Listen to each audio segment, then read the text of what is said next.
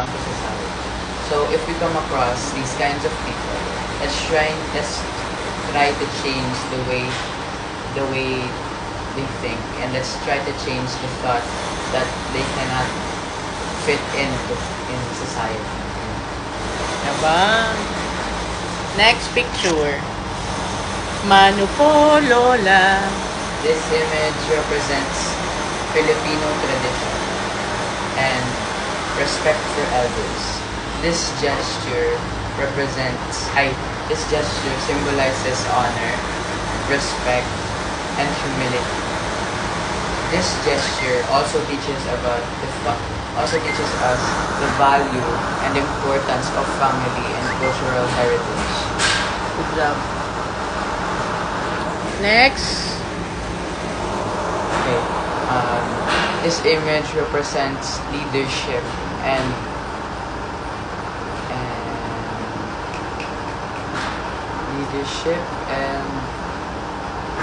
ano yung word? Unity. Leadership and Fellowship. look up to inspiration. This image represents leadership and inspiration.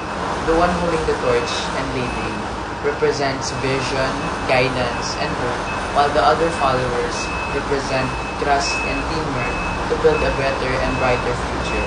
Nice! Ganda! Leader, inspire. Inspiration. Mga keywords. Next. Gambit. Okay.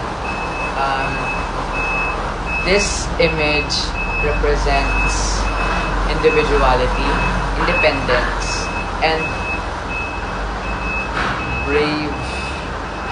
Courage. Bravery. Bravery.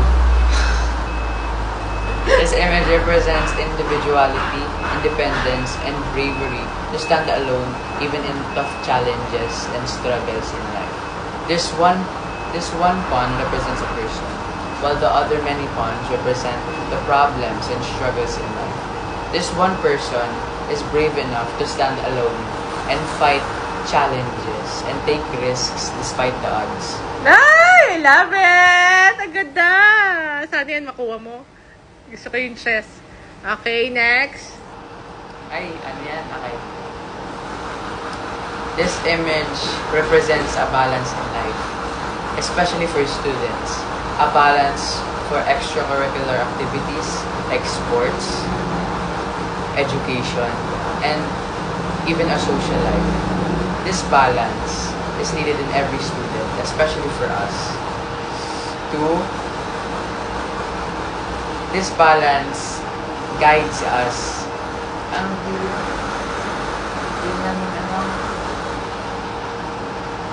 Wala akong answer na sagot dyan.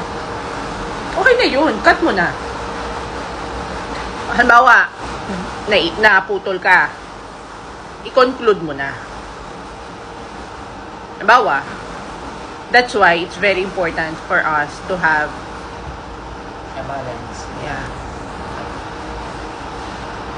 I believe it's important for me and you to have balance in everything we do. Ay! Iba yan. Wait lang. May isa ako dyan. This image represents a balance in life. A balance of, especially for students, a balance of extracurricular activities like sports, education, and the social life. This balance is needed for every person and student to live a well-rounded and fulfilling life. Nice! Yun! Sana hindi mo malimutan. Shucks. Next. Si ma'am. Anong mami yan? Sa babae na yan. Okay. Magkakaiba. 18. Ilang rounds ang may picture? Isa lang, ma'am. Okay. Ulit. Okay. This image represents respect, compassion, and teamwork, and sportsmanship. Sportsmanship represents how true success is not only about winning, but it's about caring for others and helping others rise and stand up even in their times of struggles and Good job.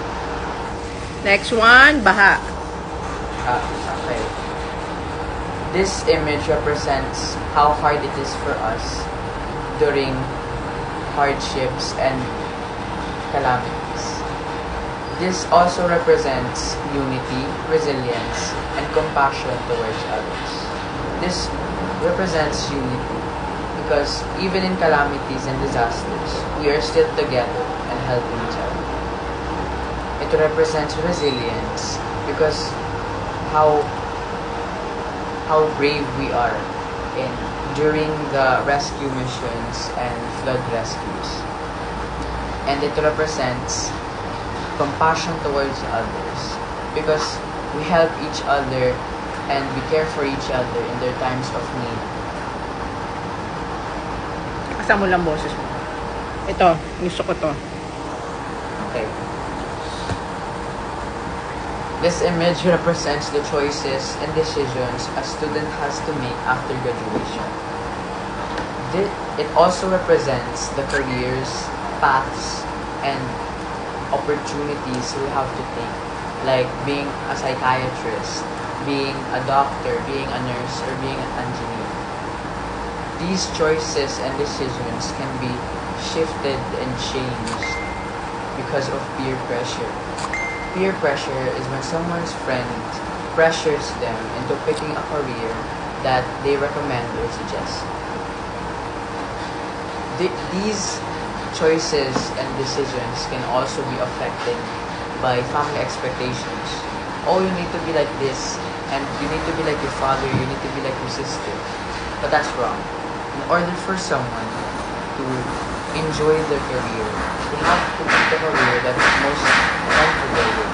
They have to pick the career that most suits them. And they have to pick the career that they have most knowledge in order for them to excel. Good job.